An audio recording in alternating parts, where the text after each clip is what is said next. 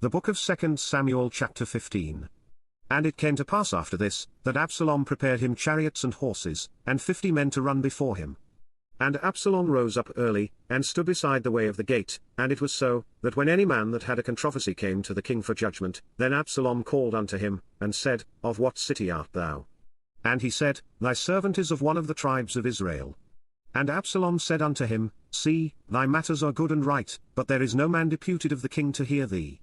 Absalom said moreover, O that I were made judge in the land, that every man which hath any suit or cause might come unto me, and I would do him justice. And it was so, that when any man came nigh to him to do him obeisance, he put forth his hand, and took him, and kissed him. And on this manner did Absalom to all Israel that came to the king for judgment, so Absalom stole the hearts of the men of Israel. And it came to pass after 40 years, that Absalom said unto the king, I pray thee, let me go and pay my vow, which I have vowed unto the Lord, in Hebron. For thy servant vowed a vow while I abode at Geshur in Syria, saying, If the Lord shall bring me again indeed to Jerusalem, then I will serve the Lord. And the king said unto him, Go in peace.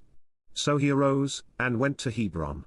But Absalom sent spies throughout all the tribes of Israel, saying, As soon as ye hear the sound of the trumpet, then ye shall say, Absalom reigneth in Hebron. And with Absalom went 200 men out of Jerusalem, that were called, and they went in their simplicity, and they knew not anything. And Absalom sent for Ahithophel the Gilonite, David's counselor, from his city, even from Gilo, while he offered sacrifices. And the conspiracy was strong, for the people increased continually with Absalom. And there came a messenger to David, saying, The hearts of the men of Israel are after Absalom. And David said unto all his servants that were with him at Jerusalem, Arise, and let us flee, for we shall not else escape from Absalom. Make speed to depart, lest he overtake us suddenly, and bring evil upon us, and smite the city with the edge of the sword. And the king's servants said unto the king, Behold, thy servants are ready to do whatsoever my lord the king shall appoint. And the king went forth, and all his household after him.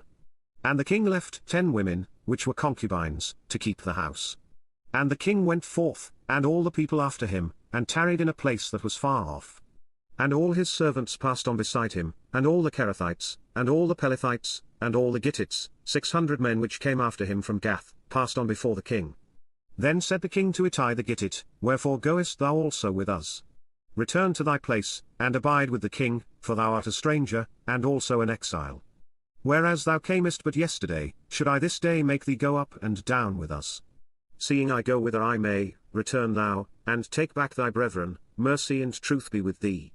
And Ittai answered the king, and said, As the Lord liveth, and as my lord the king liveth, surely in what place my lord the king shall be, whether in death or life, even there also will thy servant be. And David said to Ittai, Go and pass over. And Ittai the Gittite passed over, and all his men, and all the little ones that were with him. And all the country wept with a loud voice, and all the people passed over, the king also himself passed over the brook Kidron, and all the people passed over, toward the way of the wilderness. And lo Zadok also, and all the Levites were with him, bearing the ark of the covenant of God, and they set down the ark of God, and Abiathar went up, until all the people had done passing out of the city. And the king said unto Zadok, Carry back the ark of God into the city, if I shall find favor in the eyes of the Lord, he will bring me again, and show me both it, and his habitation, but if he thus say, I have no delight in thee, behold, here am I, let him do to me as seemeth good unto him. The king said also unto Zadok the priest, Art not thou a seer?